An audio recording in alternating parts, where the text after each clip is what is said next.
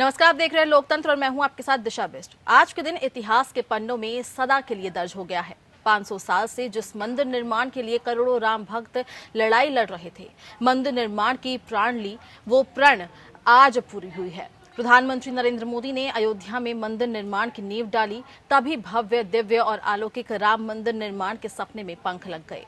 जिस पल का करोड़ों लोग इंतजार कर रहे हैं, वो पल 5 अगस्त यानी आज के दिन खत्म हुआ। भूमि पूजन के साथ ही अब टाट से भव्य मंदिर में विराजमान होंगे।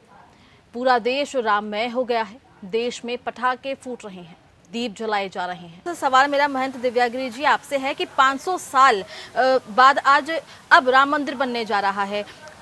एक ऐतिहासिक पल, एक भावुक लम्हा राम भक्तों के लिए, जो इतने संघर्ष के बाद अब रामलला विराजमान होने वाले हैं, क्या कहना चाहेंगे आप?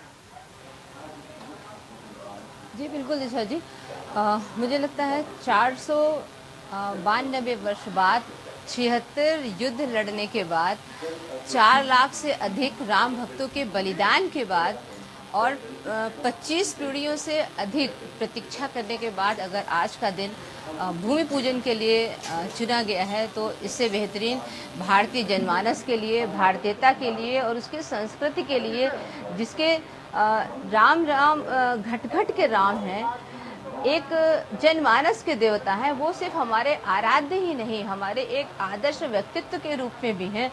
युवा उनसे एक रोल मॉडल के रूप में उनको देखता है। अगर उनका भूमि पूजन होता है मंदिर निर्माण के लिए, मुझे लगता है कि ये राष्ट्र निर्माण की ओर ज़्यादा उनका ये अच्छा पहल और कदम होगा, क्योंकि जिसका जहाँ पे जन्म स्थान है, अगर वहाँ पे भव्य मंदिर निर्माण होता है तो हम भारतीयों के लिए बहुत गर्व की बात है और ये इतना आनंदित करने की बात है कि हम लोग उसको उत्सव के रूप में मनाएंगे और मना रहे हैं। लगभग 3.5 वर्ष से अधिक का समय लगेगा मंदिर निर्माण के लिए। हम लोग ईश्वर से प्रार्थना करते हैं, आज रात्रि में हम लोग दीपोत्सव के माध्यम से मनकामेश्वर बाबा से प्रार्थना करते हैं कि ये जल्द से जल्द पूर्ण हो बगैर किसी विघ्न के। बिल्कुल, जल्द से जल्द राम मंदिर का निर्माण हो जाए, यही सबको, हर कोई यही प्रार्थना कर रहा है।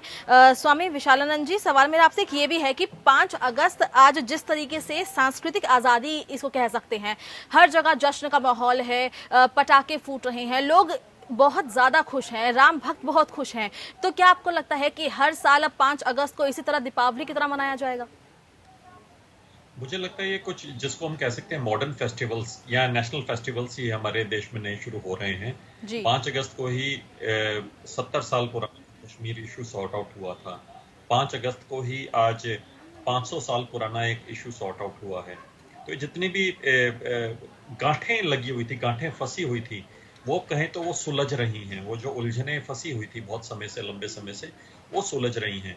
तो मुझे लगता है ये मॉडर्न एरा में अगर हम कहें तो, जैसे हम मॉडर्न एजुकेशन की बात करते हैं, मॉडर्न साइंस, मॉडर्न मैथमेटिक्स की बात करते हैं, इसी तरह से मॉडर्न एरा में ये कुछ नए पर्व निकल कर आ रहे हैं, उत्सव निकल कर आ रहे हैं, जिनको आने वाले लोग, क्योंकि ये बड़े लोकतांत्रिक पर्व हैं, ये ऐतिहासिक क्षणों को हमने अपने संविधान से जोड़कर, संविधान को के अनुरूप जाकर हमने पहले कश्मीर को आज़ाद कराया और कश्मीर का अपना वहां पर भारत का झंडा लहराया। उसके बाद आज जो 500 साल पुराना एक इशू मीर बाकी से लेकर 1528 से लेकर आज तक 2020 तक फंसा हुआ था, 500 साल का, 492 साल का, वो आज सॉर्ट आउट हुआ है। तो मुझे लगता है दीपावली से भी बड़े पर्व मनाए जाएंगे आने वाले समय में। और क्योंकि एक तरह से देखें तो सांस्कृतिक आज़ादी का, और सिर्फ सांस्कृतिक ही नहीं, इसके साथ साथ हमारा जो कल्चर के साथ साथ हमारी जो इकोनॉमिक है, अर्थव्यवस्था, आर्थिक आज़ादी का भी दिवस है। क्योंकि जब जिन लोगों को इतने सालों से कश्मीर में रह रहे लोगों को नौकरियां नहीं मिल पाती थी, भारत सरकार में वो मेन स्ट्रीम में नहीं आ पाते थे, अब वो सब लोग आ पाएंगे जो सालों से 50-50 साल से कश्मीर में बसे हुए थे, वहां पे सिर्फ सफाई कर्मचारी बनकर रह गए थे। आज वो भारत की मुख्य धारा से जुड़ रहे हैं। तो इस सबके लिए, लाखों लोगों के लिए एक बहुत बड़ा, मैं क्षमा कीजिए, करोड़ों लोगों के लिए बहुत बड़ा एक स्वतंत्रता का पर्व है। ऐसी कई बार व्यक्ति को ना ऐसे रोग होते हैं जिससे पता ही नहीं होता और वो उनके साथ जीना सीख जाता है। तो हमारे समाज में, हमारे देश में बहुत सारे ऐसे कुंठाएं थी जो बहुत लंबे समय से हमारे साथ जुड़ी हुई थी और हमें शायद उनके साथ जीने की आदत पड़ गई थी। बचपन से जब से होश संभाला, शायद 3-4-5 साल से जब से होश संभाला, तब से राम मंदिर के बारे में सुनते आ रहे थे, 70s से, अर्ली 80s से, लेट 70s से, और तब से ये सुनते आ रहे थे। कभी हमने एक्सपेक्ट नहीं किया था कि अपने जीवन काल में इनको सुलझता हुआ देख पाएंगे। किसी ने कहा था कि कश्मीर आजाद हो गया तो अपना सर कटा दूंगा, किसी ने कहा था राम मंदिर बन गया तो मैं इंडिया गेट पे खड़े होकर वो कर दूंगा, अपने आप को आत्मदाह कर दूंगा। सबकी बातें रह गई और सबके सामने सामने देखते देखते जितने चैलेंजेस थे वो सब चैलेंजेस होई है सोई जो राम रची राखा, काको तर्क बढ़ावई साखा। लोगों ने कितने तर्क देने की कोशिश की, परंतु जो राम की इच्छा होती है, राम का जो राम ने रचाया हुआ है, जो समय जिस कालखंड में जो चीजें होनी है वो होती हुई चली जा रही हैं। इसलिए बड़ा ही ये एक नई दीपावली का पर्व है, जिसको मुझे लगता है आने वाला समय भी प्रदूषित करके नहीं मनाएगा, परंतु इसे बड़े हर्षोल्लास से, बड़ी चेतना का, राष्ट्र चेतना, आत्मिक चेतना का दिवस मनाया जाएगा। और हम अब एक एक कदम नवयुग की ओर बढ़ रहे हैं, जहां पे एक नवयुग की स्थापना होगी और भारत को एक बहुत बड़ी जिम्मेवारी निभानी आने वाले समय में विश्व गुरु की। गुरु का कार्य क्या होता है? दिशा दिखाना। आज भारत अपने लोगों को आजाद करके, अपने लोगों की सांस्कृतिक चेतना को जागृत करके, न सिर्फ स्वयं अपने लोगों की चेतना को जागृत कर रहा है, परंतु यही लोग विश्व के कोने कोने में जाके लोगों की सोई हुई आध्यात्मिक चेतना को जागृत करेंगे, और तभी हम एक शांत, एक सुदृढ़, एक संगठित विश्व को देख पाएंगे, जहां पे मानवता की कद्र होगी, जहां पे इंसानियत की कद्र होगी। क्योंकि रामचरितमानस में भी लिखा गया, मोहे कपट छल छिद्र न भावा, निर्मल मन जय सोई मोहि पावा। भगवान राम को हालांकि सबसे प्रेम था, वानरों से प्रेम था, गिलहरी से प्रेम था, भालुओं से प्रेम था, जटायु गिद्धों से प्रेम था, सबसे प्रेम था, परंतु उसके बाद भी उन्होंने कहा सबसे अधिक मनुज मोहि बाहे। उन्होंने कहा कि इन सबसे अधिक जो जितने भी लोग हैं, जितने भी जीव हैं, जड़ चेतन गुण दोष में विश्व कीन करतार, जड़ चेतन इन सब में जितने भी जीव हैं, उन सब में मुझे सबसे अधिक मनुज मोहे भावा, सबसे अधिक मुझे मनुष्य पसंद है। इसलिए मनुष्य में मानवता जो मर चुकी है, ये आध्यात्मिक चेतना का दिवस है। आने वाले समय में पूरे विश्व को संगठित करेगी, पूरे विश्व को एक सूत्र में पिरोएगी। एक ध्वज होगा, एक राष्ट्र होगा, एक धर्म होगा, एक संस्कृति होगी और एक भाषा होगी। ये आज उसकी नींव रखी गई है। हमारे साथ इसी बीच महंत नारायण गिरी जी जुड़ चुके हैं। आप प्रवक्ता हैं जूना अखाड़ा के। आपका बहुत बहुत स्वागत है। सवाल सर मेरा आपसे यही है कि आपके मन में उस समय क्या था जब इतने सालों का संघर्ष, जब आज मंदिर की नींव रखी जा रही थी, क्या चल रहा था आपके मन में? विशेष रूप से हमने, देखिए जिसा जी, हमने ये सोचा कि भगवान राम जो राघवेंद्र है, उनका जन्मभूमि पर जो है, जो इतने करीब 492 साल से जो संघर्ष चल रहा था, क्षेत्र युद्ध वहां पर हो गए, 76 वहां पर युद्ध हुए। इतने दिनों के बाद में जब हमारा करीब 73 सालों से जो है यहाँ पर अदालत वगैरह में भी मुकदमे वगैरह सब चल रहे थे, तो ये सभी चीजों को लेकर मेरे मन में, क्योंकि मैं भी 35 सालों से जो है 35 सालों से राम जन्मभूमि से जुड़ा हुआ हूँ, तो हमारे मन में बहुत आनंद और खुशी की बात थी कि भाई यहाँ पर जो है अभी जो राम मंदिर जो बनने जा रहा है, उनका शिलान्यास जो है वहां पर आज हो रहा है। उसके बाद में मंदिर का जो है कार्य प्रारंभ हो जाएगा। तो ये जो है खुशी और आनंद समस्त पूरा विश्व के सभी हिंदुओं के मन में जो है ये जो एक आस्था और श्रद्धा है। और निश्चित रूप से हमारे भारत का जो स्वरूप है, भारत का स्वरूप को जो है हम लोग ऐसा मानते हैं कि भारत जो है गांव का देश है, और गांव है तो वहां पर राम है, राम है तो गांव है। तो भारत की जो कल्पना की गई है वो हम जो है राम के बिना नहीं कर सकते। और निश्चित रूप से जब जो है असुरी शक्तियों की जो है विनाश होगा और देव शक्तियों का उदय होगा, तो निश्चित रूप से जो है भारत विश्व गुरु बनेगा। तो ऐसी भावनाओं को लेकर हमारे मन में जो निश्चित रूप से योगी जी की 3 पीढ़ियां, जो उनके दादा गुरु जी और स्वयं योगी जी इस राम जन्मभूमि आंदोलन से जुड़े हुए थे, उनके हाथों से, और मोदी जी जो है इन्होंने कम से कम 29 सालों से पहले कल्पना किया था कि वहां पर जब मंदिर का जो है प्रारंभ हो जाएगा तभी मैं अयोध्या में जाऊंगा, किसी भी कार्यक्रम में वो विष्णु शामिल नहीं हुए। तो ये भी एक भाव मन में जो है निश्चित रूप से हम लोग के लिए बहुत आनंद और खुशी की बातें थी। मेरा सवाल आपसे शशि भूषण शुक्ला जी आपसे है कि काफी समय से इसके लिए संघर्ष किया जा रहा था। प्रधानमंत्री नरेंद्र मोदी ने भी ये कहा था कि जब तक राम मंदिर नहीं बनूंगा मैं यहाँ पर नहीं आऊंगा, मैं राम मंदिर नहीं आऊंगा, और आज जाकर प्रधानमंत्री आए हैं। और वहीं योगी आदित्यनाथ के साथ भी ऐसी है। लोग भी यही कह रहे थे कि जब मोदी जी आए उसके बाद राम मंदिर निर्माण कार्य शुरू किया गया, उसके बाद ही राम मंदिर को ज्यादा महत्व दिया गया। क्या कहना चाहेंगे इस पर? देखिए दिशा जी, परात्पर ब्रह्म श्री राम की प्राकट्य स्थली मोक्षदापुरी अयोध्या एक आध्यात्मिक, सांस्कृतिक और धार्मिक नगरी रही है। श्री राम भारत ही नहीं अपितु तो विश्व के जनभावना है और सबके प्राणाधार हैं, प्राणधन है। इस पर बहुत लोगों ने राजनीति किया। विगत 492 वर्षों से राजनीति चलती चली आई एक पीड़ा जो है आज समाप्त हुआ। और विगत 70-72 वर्षों में जब से देश स्वतंत्र हुआ तब से भी लोग हमारे राजनीति के लोग राजनीति करते रहे, इसलिए कि केंद्र में किसी न किसी की सरकार रही है और तब भी कोर्ट रही है। लेकिन निश्चित रूप से यह कहीं कहने में कहीं मुझे शक नहीं हो रहा है कि वर्तमान सरकार ने और विगत 9 नवंबर 2019 का जो माननीय उच्चतम न्यायालय का निर्णय आया, समस्त राम भक्तों में एक विशेष प्रकार का हर्षोल्लास हुआ। और आज का दिन तो पूछिए नहीं, इसके पीछे बहुत जबरदस्त रोटियां सेकी गई। तमाम लोगों का नाम मैं राजनीतिक पार्टियों का नाम नहीं लूंगा, लेकिन आपको मैं बता दूं कि जिन लोगों की ये चाहत थी कि राम मंदिर कभी न बने अयोध्या में, उनकी आज चाहत है कि कहीं न कहीं से शिलापट पर हमारी नाम आ जाए, कोई न कोई क्रेडिट हमको दे दी जाए। लेकिन तमाम संत महंत साधु कितने कार सेवकों ने अपने प्राणों की आहुति दी। आज हमारे बीच में परमहंस जी नहीं रहे, अशोक सिंघल जी नहीं रहे, अवैधनाथ जी नहीं रहे, लेकिन तमाम ऐसे लोग हैं जिनकी आत्मा को पूर्ण रूप से आज शांति प्रदान होगी। वो जहां भी हैं, जिस रूप में भी हैं, उनको आज शांति प्रदान होगी कि आज से भव्यतम और दिव्यतम मंदिर का कार्य चालू होगा। राम राज्य की स्थापना हो चुकी है और समस्त लोग जो है हर्षोल्लास में आह्लादित हैं।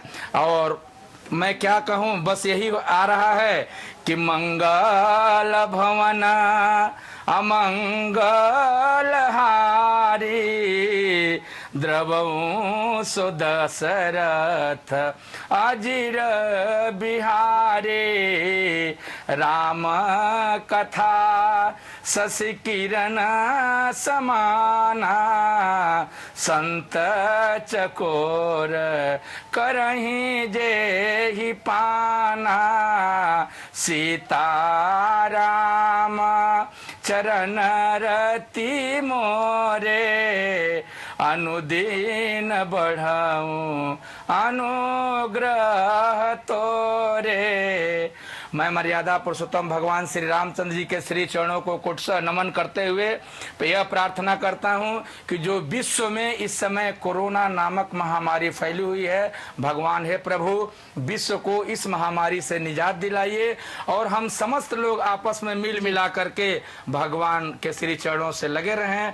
अखंडित श्रद्धा भक्ति बनी रहे, सबकी भावनाएं उनके प्रति रहें, इसलिए कि कोई भी व्यक्ति राम से अलग नहीं है, विमुख हो करके रह ही नहीं सकता। श्वसन क्रियाएं हमारी नहीं चल सकती प्रभु के बगैर। तो प्रभु विद्यमान है, उनको अल्लाह के रूप में, उनको गॉड के रूप में, उनको ईसा मसीह के रूप में, उनको गुरु नानक के रूप में, जिस रूप में देखिए, लेकिन परमपिता परमेश्वर मर्यादा पुरुषोत्तम राम आज हर किसी में बसे हुए हैं। स्वामी विशालानंद जी, आपके पास में आना चाहूंगी। सवाल मेरा आपसे ये है कि 500 साल बीत जाने के बाद आज जब प्रधानमंत्री नरेंद्र मोदी द्वारा नींव रखी गई, हालांकि ये भी आ रहा है कि सुप्रीम कोर्ट का जब 9 नवंबर को फैसला आया था, उसके बाद जो मुस्लिम पर्सनल लॉ बोर्ड है वो अभी भी शायद उस जो आदेश है उसको सही से मान नहीं पाए हैं। अभी भी कहीं ना कहीं जो कड़वाहट है वो उनके पास, उनके मन में है। क्या कहना चाहेंगे इसमें?